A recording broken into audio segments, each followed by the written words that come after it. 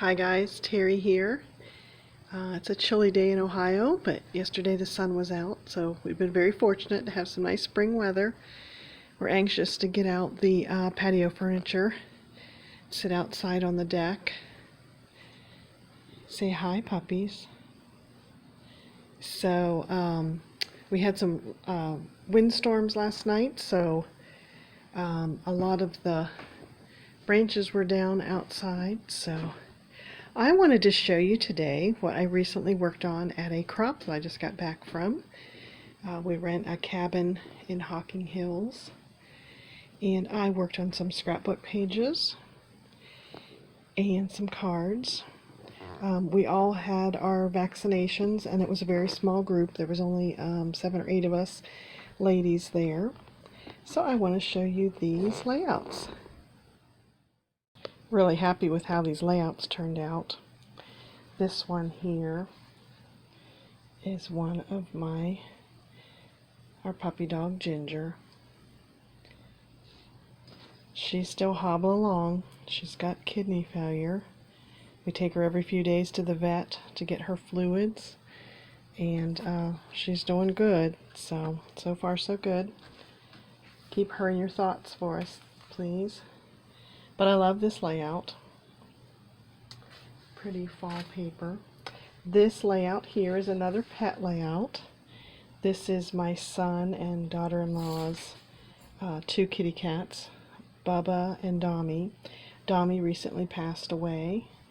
I think he was quite old, so he hung in there for a long time. So I love this paper. This is Stampin' Up! Paper that's the pets, it's with the kitty cats. And then Bubba has gone to live with my daughter, so he loves Brittany. And I thought this layout turned out really cute. I just did little squares, and then I drew around them with dashed lines just to add a little something to it. So that one turned out cute. This one here is some scrapbook friends. We love to get together when we can. And I print enough pictures to tell the story. And then this one was done on that mosaic grid paper.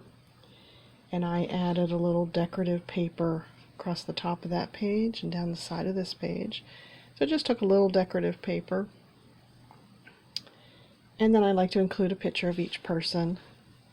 And the food. Oh my gosh, the food. We always eat so well. And then some decorations. So I have a scrapbook of my scrapbook trips, so I include those layouts in those. So here's a fall one. What I do is I include pictures of the holidays and birthdays in each of my kids' books and in my books. So this one here is going into my oldest son's book. Love this paper. I want to say it's Echo Park paper. It turned out really cute. Here's another pet picture. Last summer, Brittany was over, stayed at our house for a couple months, and Bubba got along with the dogs. This layout, I did Kiwi Lane down the sides. So I love Kiwi Lane. It's just a quick way to do a couple different coordinating pieces of paper and then add your photos. And I've got some journaling here that I need to put on that little square there. So that one turned out good. Here's a Christmas one. I think I had done everybody's Christmas. And this was from 2019. So I think what I was doing on this one was adding some more pictures. So this one I had done a while ago. I just needed to add some more pictures. Here's another fall one. Love this paper. This was from a kit. This was from Scrapbook Generation. They've got some awesome kits, and I will have a link to their website. They just use gorgeous paper, and usually their kits are generic enough that you can use them for whatever subject you need them for. So I'll have a link to them, Scrapbook Generations. And then there's another fall one. This will go in Brittany's. So just a little decorative paper and then some pictures that tell tell the event. I'm very bad at journaling. I've got the date on there, but I really should write more about what we did that day. I'm terrible about that. Maybe that could be my goal. And then I wanted to show you some cards that I made also. Let me get those. These cards are from a site that is called Sheetlet of Cards. So the gal that does it is Call Me Crafty Owl. It's a YouTube channel, and she shows monthly another little diagram of cards to make. So she has the sample, and then what you need to gather together, and then how to cut the paper. So her idea is that she can make one-to-many cards. So for example, this was the March one, and I'll link to my videos and to her channel, but this was the one from March of this year. You may have seen my video on that. That one turned out really cute. And I just love the idea. Here's my February one. And again, I'll link to the video of me making that. It was a Valentine one. I don't have a sample because I mailed them all out.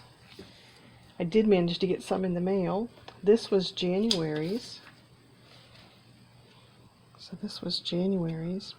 And you can find all of these with the hashtag of show us your sheet load, and then the month and year. So this was January. I made a set of black and white, and then I also made a set in blue.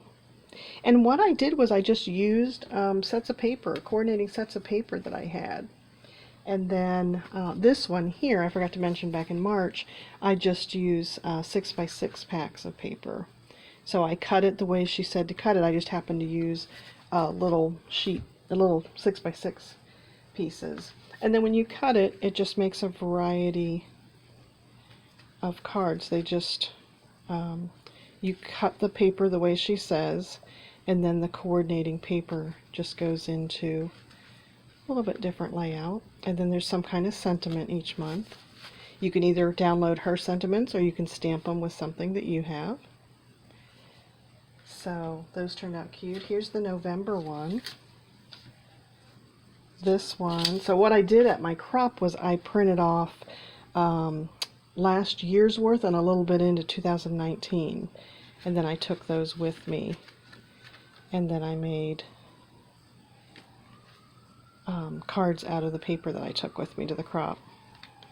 So like I said, this was November 2020, and it was so fun to just have her PDFs printed off and take some paper, and then made them into a variety of cards. So that was November's. Here was October's of 2020. And some of them I didn't make, like maybe the set made 8 to 12 cards and I only made a handful of them. But isn't that one pretty? That one I just made them all the same.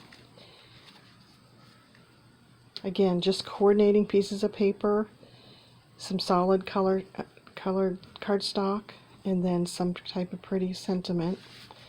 So love how that one turned out. We all have stashes of paper, so I wasn't sure what I wanted to work on the crop, and I printed off her PDFs. I was able to just sit and work on making these cards. Look how this one is cut. So you cut this edge off here, and it just makes it a unique, just a unique look to the card. So pretty. So that one was July.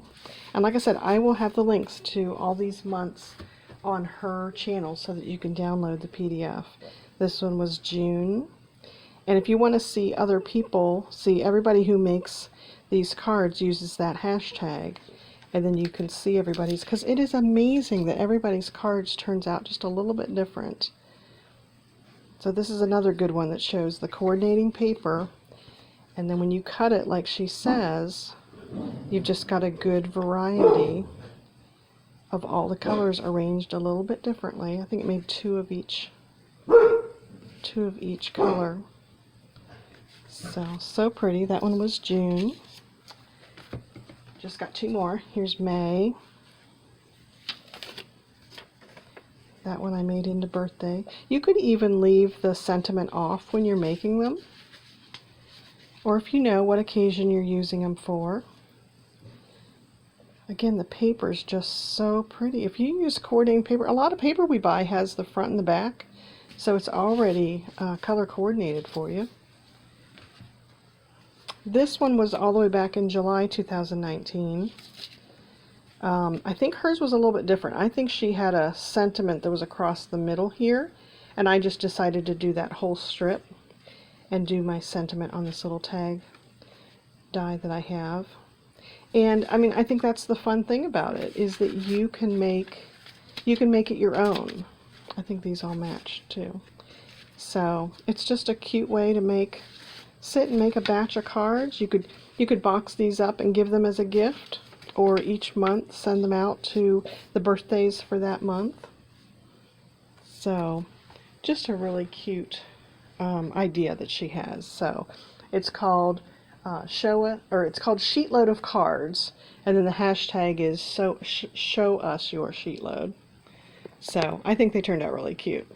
So thanks for watching. Hope you guys have a great weekend, and I will talk to you soon.